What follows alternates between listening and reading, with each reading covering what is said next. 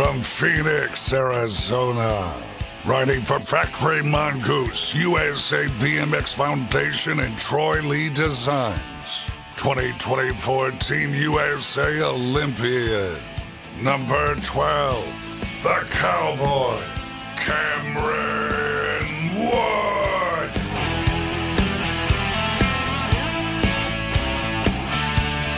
Cam Wood, we are here, season opener, Rock Hill 2025, but let's take it back. How old are you the first time you went to the BMX track? 3 years old. I actually remember taking off my own training wheels while my parents were inside. Like, I figured out how to get the Allen keys and get the training wheels off, and was crashing in the driveway for an hour or two. My mom came out there a little while later, and she saw me riding up and down the street in our neighborhood, and she found a flyer of the local track in Bozeman, Montana, and took me out there and just fell in love right away. Did you just love BMX right from the jump? Did you know right away? I don't want to say I knew right away. I loved it, but I loved a lot of sports. I loved all competition. I played basketball, football, race motocross, and BMX in Montana was a 2 or 3 month thing with our long winters. So I didn't get super attached. I definitely liked the head-to-head aspect of the sport more than team sports like motocross, and BMX just gave me adrenaline that I didn't get anywhere else. When I think of Cam Wood, I don't think of amateur superstar. What was the highest nag number you ever got as an amateur? Probably my last year as an amateur. I think I was nag 7. I think you hit the nail on the head. I wasn't anything special as an amateur. In different circumstances growing up in Montana, I felt like I did good with the opportunities and the resources I had. Never was a standout, never was the most talented, most gifted, in really any sport, I think.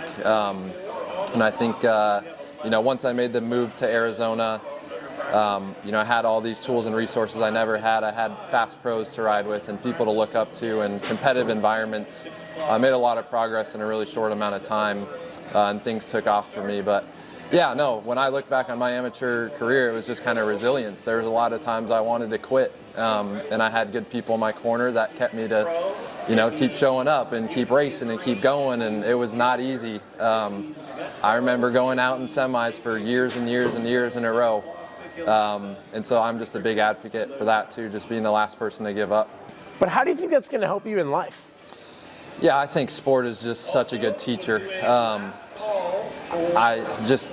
Countless life experiences, there's these highs and lows, and the resilience through injury. You get to travel all over the world. I get to wake up and do what I love to do every day.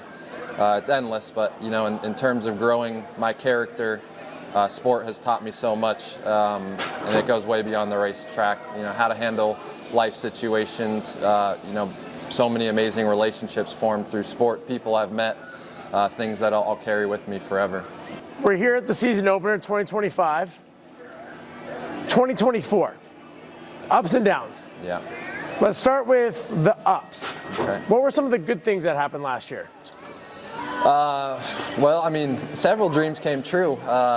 Qualifying for my first Olympic Games, that was a really big deal for me, something I have wanted to accomplish for a really long time and dreamed about for so long. I vividly remember being in the basement in my house in Montana at 7 years old. I watched Mike Day and Donnie medal in Beijing.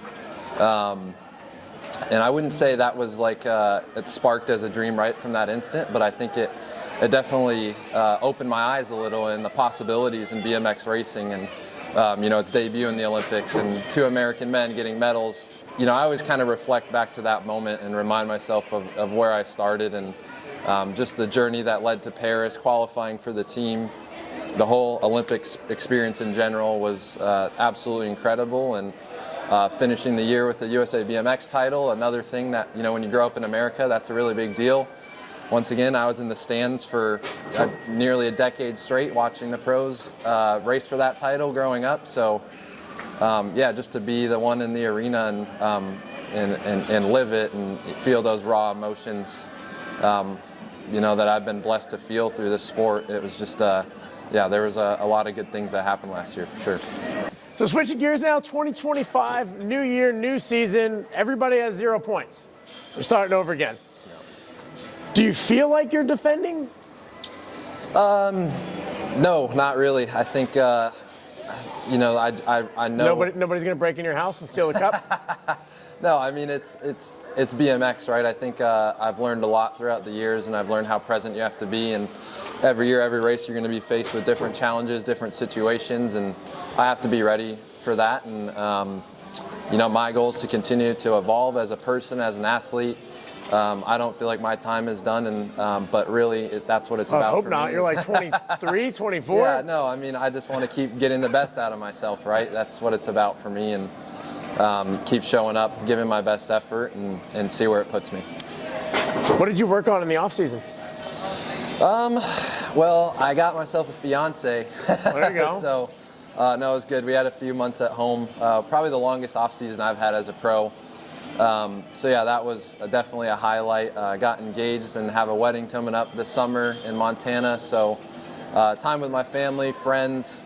You're going to take a wild guess and say it's August? Yep, August. Yep. So right after the Worlds, I'll be catching a flight back to America, and in Montana, you have a pretty short window where you can get married and not get snowed on. So that makes sense. So we got an awesome season coming up. There's some new stops on tour, some regular ones that we go to, like here in Rock Hill. Is there one that you're looking forward to in particular? Yeah, I always love coming here. The Hayes family, I always end up staying with them, and it's a good trip. We get to spend time together. Have Reagan here, my fiance, my mom's coming, my uncle. So this one's always special. I lived here for 3 or 4 months last year leading up to the Worlds. So it's kind of like a second home, beautiful environment, and this is probably always #1 on my list, but I always love going to Nashville as well, so looking forward to that one too. Like all the ones where it's okay to wear a cowboy hat at. Yeah, exactly.